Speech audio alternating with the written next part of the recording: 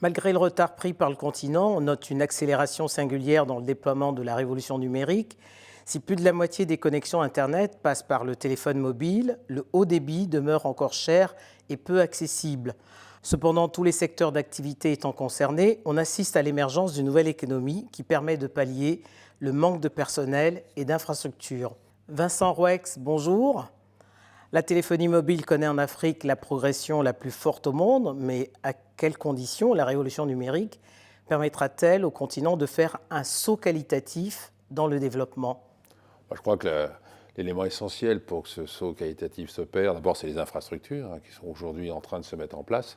Le deuxième sujet majeur pour moi, c'est la formation et la capacité à localiser et maintenir les compétences dans les différents pays, puisqu'on est aujourd'hui, compte tenu de l'environnement économique global, avec une pression sur les talents qui fait qu'on a une migration importante de ces sujets. Et donc, il est fondamental à la fois que les infrastructures soient là, mais aussi que côté formation, on prenne des dispositifs locaux et gouvernementaux pour maintenir, former bien sûr, et maintenir les compétences sur place. Parmi les secteurs d'activité concernés, on cite la santé, l'éducation, le secteur financier et celui de la planification et de l'aménagement urbain. Pour le leader des solutions numériques que vous êtes, quels sont les secteurs pour lesquels le numérique a été un vrai accélérateur ? Je crois qu'effectivement, côté éducation, on sera clairement un vecteur de progression sociétale. Et là, il y a des éléments importants à mettre en œuvre. Côté santé, on retrouve, bien évidemment, comme vous le citiez, un fort focus et une dynamique assez forte. Mais côté agriculture, aujourd'hui, j'ai envie de dire, dans tous les secteurs d'activité, le digital a un impact énorme qui va être le révélateur de la transformation de ces pays, en apportant à la fois au niveau des populations isolées, des éléments d'éducation, mais aussi des éléments pour améliorer les conditions de santé, mais aussi des éléments pour mieux communiquer avec les gouvernements sur les procédures administratives, ce qu'on a fait dans quelques pays aujourd'hui. Et donc globalement, une montée du niveau de vie portée par ce digital qui ouvre l'accès à l'information à l'ensemble de la population, pour monter en niveau dans l'éducation, mais aussi être plus pertinent dans la création de nouvelles activités qui vont être inhérentes à l'exploitation de la donnée, un sujet important dont on parle beaucoup, et compte tenu de la dynamique de la population sur l'Afrique, que vous connaissez bien, je crois que le Nigeria sera plus grand que l'Europe dans quelques années en termes de population, c'est un sujet important et majeur que d'apporter de nouveaux business models portés par le digital pour permettre au niveau social de s'élever. Dans le cas du secteur financier, certaines expériences comme celle du transfert d'argent, avec l'innovation M-Pesa qui est née au Kenya il y a quelques années, se sont inscrites dans le registre de l'innovation inversée parce qu'elles sont nées en Afrique et puis après elles ont été diffusées globalement. Est-ce que c'est la preuve que l'économie formelle, caractérisée par l'absence de bancarisation, peut s'emparer justement du digital pour prospérer ? Moi, j'en suis convaincu. Et pour être transformé, surtout. Voilà, j'ai envie de dire, ce qui est important, c'est la transformation. Effectivement, ce sujet entre économie formelle et informelle est un sujet majeur. Et le digital doit constituer un élément d'uniformisation et bien sûr d'évolution pour arriver à, je dirais, un niveau de pénétration dans l'ensemble de la population, sur l'ensemble des secteurs économiques qui permettent d'avoir le niveau équivalent de ce qu'on peut trouver aujourd'hui sur d'autres continents. Et le digital est un élément de transformation majeur pour atteindre ce niveau de qualité, de performance et bien sûr d'ouverture des différentes économies. En sautant les étapes ? Alors je crois que c'est l'intérêt d'un continent comme l'Afrique, si on compare avec l'Europe qui est encore portée, si on prend le système bancaire, par des legacy. Ce qu'on appelle legacy, c'est des vieux systèmes, un historique d'empilage, de réglementation qui alourdissent et qui, en fin de compte, pénalisent les acteurs bancaires ou de la monétique dans leur capacité à se transformer et à enclencher cette dynamique avec le digital. Là, on part parfois d'une feuille blanche avec le champ des possibles qui est tout à fait ouvert et pas les contraintes historiques qui sont souvent pénalisantes dans les vieilles économies, si on peut dire comme ça. Et donc, je crois que c'est un atout majeur pour l'Afrique d'être capable de partir dans une dynamique qui va lui permettre de sauter des étapes. On a eu quelques économies, si je prends l'économie espagnole au niveau de la banque, qui a déjà bénéficié de cette absence d'historique, on va dire comme ça, de passif. Et l'Afrique, là aussi, avec un terrain vierge qui permet de bénéficier de toutes les innovations sans avoir ce passif qui vous handicape dans la transformation. Mais le frein reste toujours et encore le coût de la data. Le frein reste le coût de la data, le frein reste surtout le coût de la possession des infrastructures, qui reste un sujet. On travaille sur différents sujets pour doter les États de cloud souverain, par exemple, pour pouvoir mettre en place les applicatifs sur les différents secteurs que vous citiez, santé, éducation ou autres, pour donner à la population cette capacité à se former, mais aussi à disposer de nouveaux outils qui vont lui permettre d'accompagner l'évolution sociétale. Donc ce coût est un coût, je dirais, qui peut être important, mais qui est encore en train de se banaliser, puisque bien sûr on voit à la fois tous ces éléments de pricing, je veux dire, qui sont en train de devenir plus compétitifs. Et je pense que là, il y a un gisement qui doit être au bénéfice de la création de nouvelles opportunités, de nouveaux métiers, qui doit être porteur pour le continent. Alors, l'innovation permet de répondre aux nouveaux besoins et d'imaginer les solutions de demain. Mais pour un continent en pleine croissance, comme vous venez de le relever, le numérique est évidemment une chance. Mais comment accompagne-t-on les acteurs et les populations pour une mise à niveau ?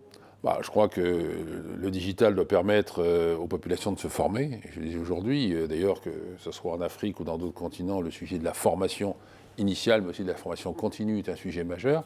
Et aujourd'hui, avec le digital, on peut proposer les fameux MOOC dont tout le monde parle, mais d'autres sujets, à la population de se former et d'accompagner la révolution du digital dans les différents métiers.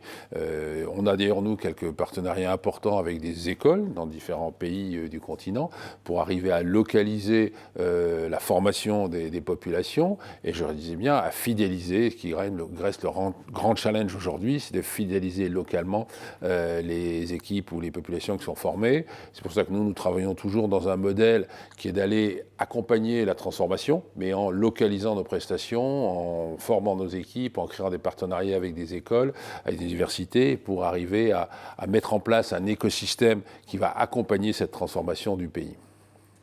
La révolution numérique, en raison de sa technicité, porte en elle les risques de fragmentation sociale et même spatiale entre les villes et les campagnes, quand on voit l'écart de niveau, mais également sociale, liée au sexe et à l'âge.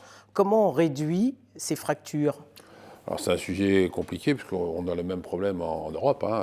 Mais moins accentué quand même. Moins accentué, mais enfin, le niveau de jeunes de la population sur le continent est quand même assez phénoménal. Donc je dirais que la transformation doit s'accompagner par la formation des jeunes, mais aussi à mettre en place des dispositifs. On a discuté de ce sujet-là au Sénégal, avec des maisons, je ne sais plus quel est le terme exact, dans les différents villages où on va pouvoir mettre en place, et l'infrastructure va être mise en œuvre, mettre en place des postes digitaux qui vont permettre à la population locale de venir se former, venir utiliser. On a fait ça pour les procédures administratives en Côte d'Ivoire. Et je crois que cette capacité à créer en proximité des postes d'accès au réseau et à l'information est un sujet majeur. Ça nécessite bien sûr des investissements en termes d'infrastructures, mais qui sont aujourd'hui facilités à travers les communications et la mise en place des réseaux. Et je pense que le mix entre éducation de la jeune population, capacité à promouvoir en local sous une forme allégée et accompagner aussi les personnes plus âgées, moins ouvertes au digital, est un sujet majeur qu'il faut traiter d'ailleurs et qu'il soit traité par les gouvernements en priorité. Un mot sur vos actions en faveur des jeunes et des femmes du continent pour en faire des acteurs justement de cette révolution numérique. Alors nous, on est convaincus d'abord que l'Afrique, depuis quelques années, est un continent plein de promesses, qui tarde parfois à se matérialiser. Bien sûr, la croissance démographique sera un élément majeur dans le développement du continent. Et on est convaincu que, comme dans d'autres continents, mais spécialement en Afrique, la capacité à former ces jeunes, à utiliser aussi les femmes dans ces nouveaux métiers du digitaux, sont autant de chances pour un continent comme l'Afrique pour se développer. Et je crois que d'ailleurs qu'on a le même sujet en Europe. On s'intéresse beaucoup, on vient aussi, après Women Africa, de devenir partenaire de Systémique, j'ai envie de dire, d'embarquer les femmes depuis l'école jusqu'à dans la formation supérieure et ensuite dans les métiers du digital, avec aujourd'hui des sujets comme la data que vous citiez, qui est un métier qui n'est pas un métier de geek, qui est un métier très ouvert et qui nécessite une bonne compréhension des métiers et des business models. Et je crois que nous gagnerons cette bataille du digital. Je dis bataille, c'est pas un combat négatif, mais ce développement en embarquant les jeunes et les femmes dans ce sujet-là. Et en Afrique particulièrement, on a vu avec Women Africa des projets extraordinaires portés par des femmes qui ont toutes les qualités nécessaires, à la fois pour comprendre la technologie, mais surtout comprendre les usages, puisque le sujet n'est pas un sujet de techno. La techno est maîtrisée par beaucoup de gens, mais c'est les usages qui sont fondamentaux au niveau sociéto-éducatif dont on a parlé.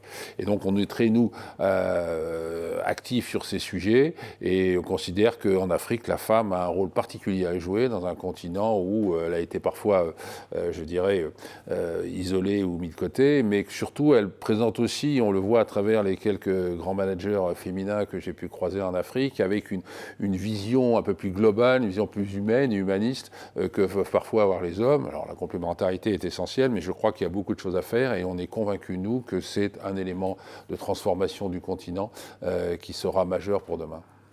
Dans le cadre de cette révolution numérique, quels sont, Vincent Wax, les pays africains qui mènent des politiques ambitieuses en se dotant notamment d'organismes de régulation dédiés à la promotion numérique ?